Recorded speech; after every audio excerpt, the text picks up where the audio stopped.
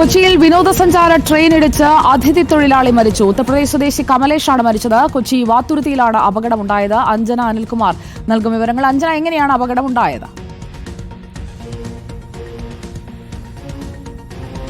സുജയ, തികച്ചും ദാരുണമായ സംഭവം എന്ന് തന്നെ പറയേണ്ടിയിരിക്കുന്നു. ഇന്ന് രാവിലെ 9 മണിയോടുകൂടിയാണ് ഈ അപകടമുണ്ടാകുന്നത്.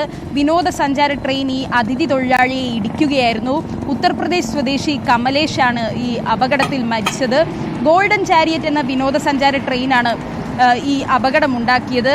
ഇതിൽ പ്രത്യേകം എടുത്തു പറയേണ്ട കാര്യം, ഈ ഒരു വാത്തുരുത്തിയിലെ ഈ ഒരു ലൈനിലൂടെ ട്രെയിനുകൾ ഒന്നും തന്നെ 2 വർഷമായി പോകാറില്ല.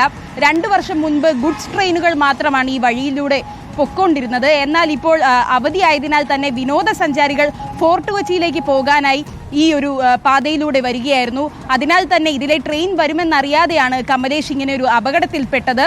ഇപ്പോൾ കമലേഷിന്റെ മൃതദേഹം സംഭവ സ്ഥലത്ത് നിന്ന് നീക്കിയിട്ടുണ്ട്. ഇപ്പോൾ ആശുപത്രി മോർച്ചറിയിലാണെന്നാണ് നമുക്ക് അറിയാൻ കഴിയുന്നത്. സുജയ, സാധാരണയായി ഈ ഹാർബർ ലൈനിലെല്ലാം തന്നെ ആളുകൾ ഇരിക്കുന്നതും ഈ പാതയിലൂടെ നടക്കുന്നതും എല്ലാം തന്നെയാണ്.